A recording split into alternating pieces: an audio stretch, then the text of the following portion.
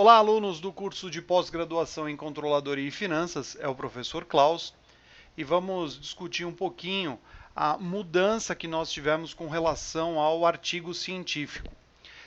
Nós tínhamos até então um artigo de 16 páginas, com todo o rigor científico, e vamos ao fazer uma alteração para uma nova metodologia ou uma nova forma da gente trabalhar os artigos, como um position paper, ou numa tradução não literal, né, mas como um resumo estendido aí do tema que você vai discutir. Lembro que dentro do position paper ele tem o mesmo rigor científico do que um artigo científico de 16 páginas, para este artigo, que ele vai ser resumido, tendo como limite aí a quantidade de páginas até 5 páginas, mas sendo de 3 a 5 páginas para a contextualização dele. Então vamos lá, o que é um position paper? É um artigo em que, de forma contextualizada e resumida, né, aí nós colocamos os autores, mas no caso de vocês é individual, se posicionam a respeito de um tema ou questão, ou seja, fornecem ideias próprias do que vocês estão estudando e argumentos para solucionar ou trabalhar um tema em questão. Além disso, né, como deve ser esse position paper?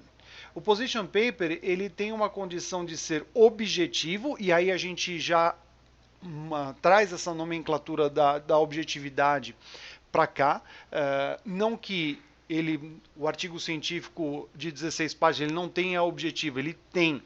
Mas para o position paper ele precisa ser mais cirúrgico na questão de como tratar as informações.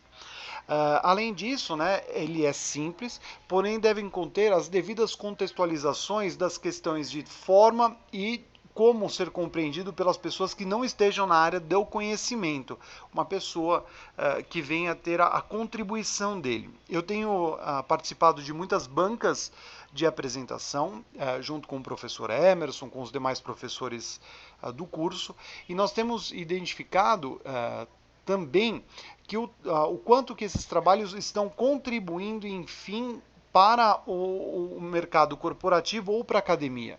Então essa mudança para o position paper, ele traz esse rigor além disso. O PP, né, que é o Position Paper, ele deve ser escrito de forma a fornecer um panorama sobre a resposta que o autor está oferecendo para a questão que ele está impondo. Então é importante, né, que esse Position Paper é um texto cuja abordagem pode ser usado de forma a auxiliar a tomada de decisão importante sobre um determinado assunto ou uma questão. Aí, né, a gente também tem uma outra apresentação, que é a estrutura e organização do Position Paper. Então, não existe um formato único para o Position, embora a gente tenha que seguir algumas regras para eles que nós vamos apresentar também. No entanto, o PP, assim como qualquer texto, deve ser elaborado em 3 partes básicas. E isso não vai fugir à regra para vocês.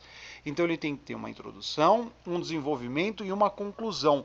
Da mesma forma que a gente trabalhava os artigos científicos de 16 páginas que vocês tiveram metodologia com o professor Alexandre Tomé.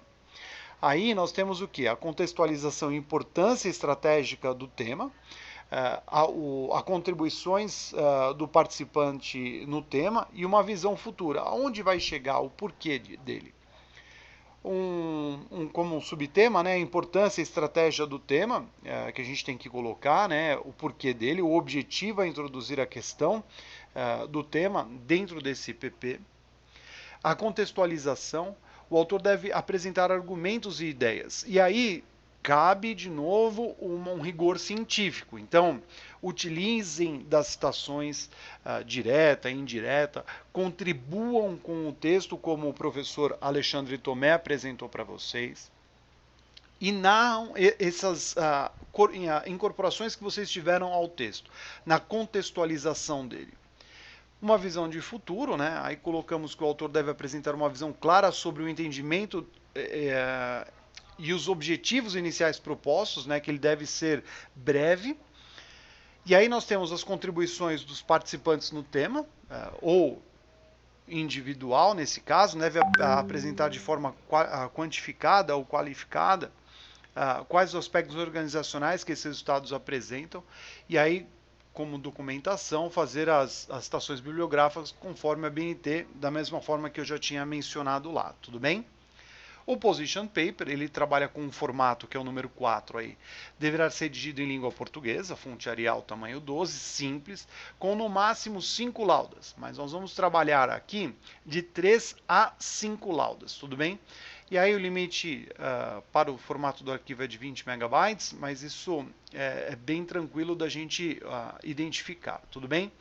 A revisão final do trabalho, ele sugere que os seguintes pontos sejam observados, né, para a gente colocar como revisão, como conclusão do trabalho. A gente tem que observar se o foco foi mantido, se ele aparou as arestas, né, delimitou a questão do problema de questão, desenvolveu aí os argumentos de forma organizada, né, trabalhou o step by step, passo a passo. De novo, olhem aqui uma questão importante. Foi simples e objetivo, contextualizou na sua síntese o trabalho, conseguiu trazer de forma clara e direta o que foi tratado e o que vai ser tratado, né, e as suas contribuições. E aí também, né, trazendo as questões das citações, explorou os argumentos disponíveis que nós temos aí dentro da nossa base bibliográfica. E ainda é importante que os argumentos expostos sejam reais, apoiados em dados, estatística, fatos, revisões bibliográficas, enfim. Assim é necessário citar essas referências. Verifica se sua posição sobre o assunto está devidamente apresentada de forma clara e compreensível, né? É importante isso.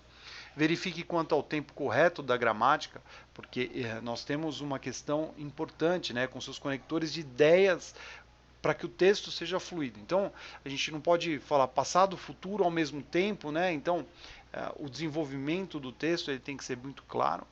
E a apresentação do texto deve ser formal e evite ser prolixo aí. Até mesmo, como eu mencionei, ele é um trabalho muito mais objetivo, como nós estamos falando de 3 a 5 páginas, né? Então, ele tem essa característica de ser muito rápido, contundente e trazer uma contribuição para o mercado. Muitos empresários, né, muitos profissionais do mercado de N outras áreas, eles buscam informações dentro das bases científicas como a nossa que nós estamos produzindo aqui. Imagine que nosso curso de controladoria e finanças, ele contribui muito para o mercado corporativo. Nós temos, até mesmo no curso, né, tivemos médicos, tivemos veterinários, tivemos biólogos, profissionais de N outras áreas que migraram, né, a sua condição de formação básica para a área de gestão e que precisam entender um pouquinho sobre esse contexto. Como eu mencionei, o professor Emerson vai ajudar bastante nessa contribuição, juntamente comigo, né? Nós estamos aí para revisar todo esse período, esse processo que vocês vão estar. Ele, por ter um formato de 3 a 5 páginas, ele não diminui a condição de determinação para construção, porque ele, como ele precisa ser mais objetivo, você precisa ser mais contundente ali, mais pontual.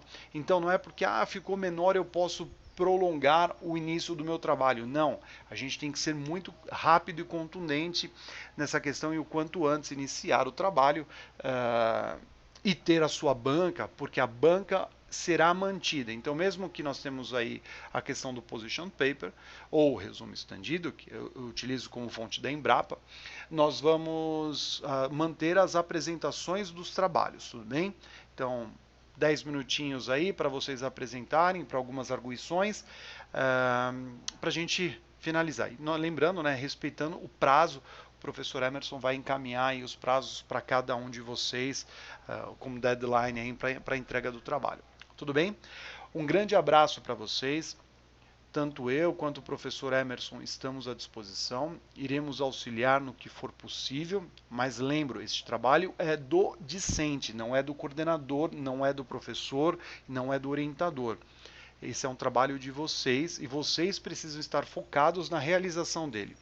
Um grande abraço, sucesso a todos.